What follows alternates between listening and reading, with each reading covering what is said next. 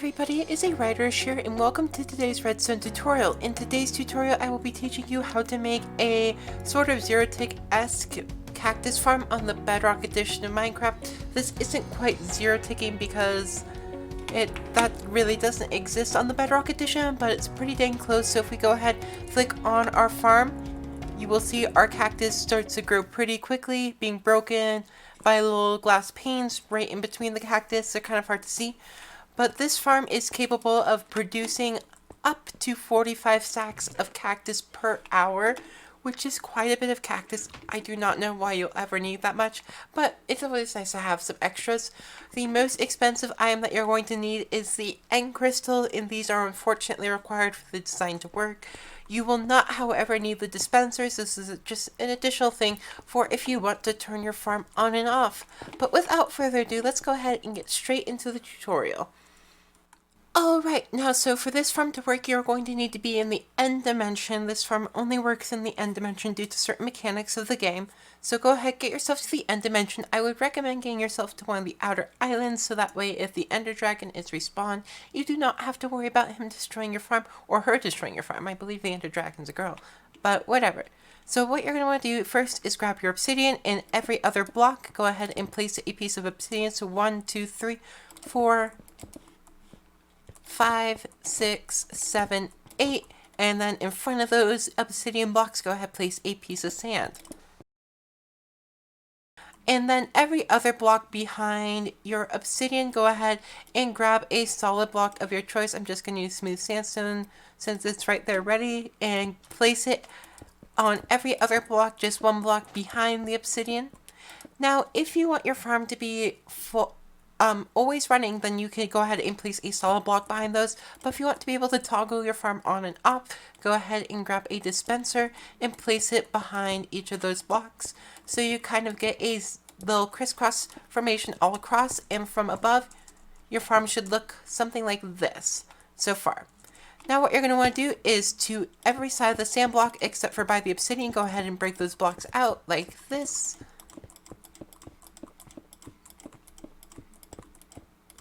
Okay, and then you're also going to want to then go ahead and take out a couple more layers here.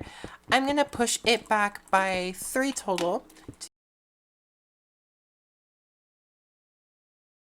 Okay, now here is where all the cool stuff happens with your farm. Go ahead, grab yourself some cactus, place a piece of cactus on every bit of sand here, just like so, and go ahead and waterlog those cacti.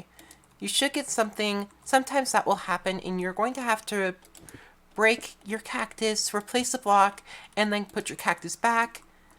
And yeah, I don't know, that's kind of a glitch in the current version of Minecraft.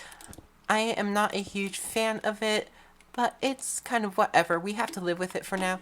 And then what I would recommend doing now is go ahead and on each piece of obsidian, go ahead and place an end crystal.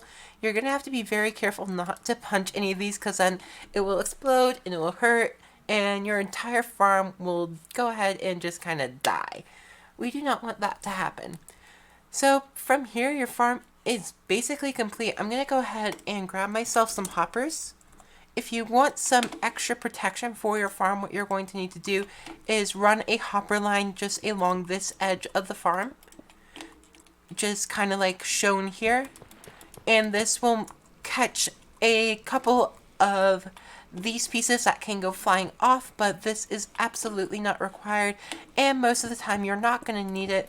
It's just if you want optimal rates from this farm that you should do this. And then what I would recommend is go ahead and take your signs and place them all the way down.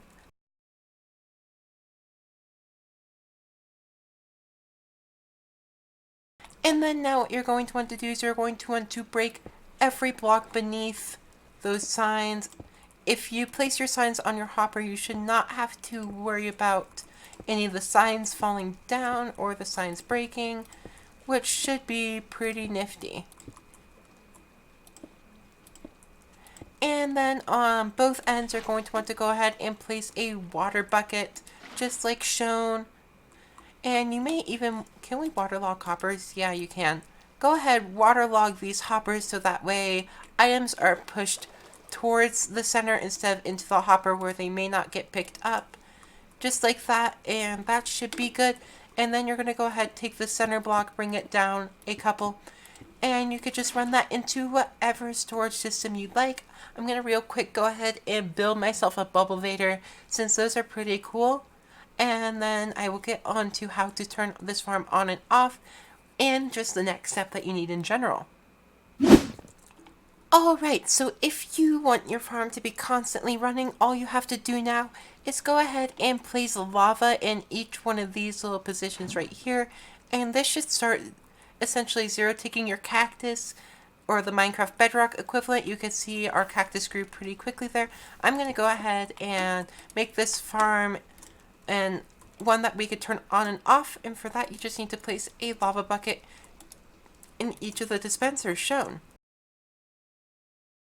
Now, to be able to break your cactus, you are going to need to get yourself some glass panes, or whatever you would like iron bars would work too.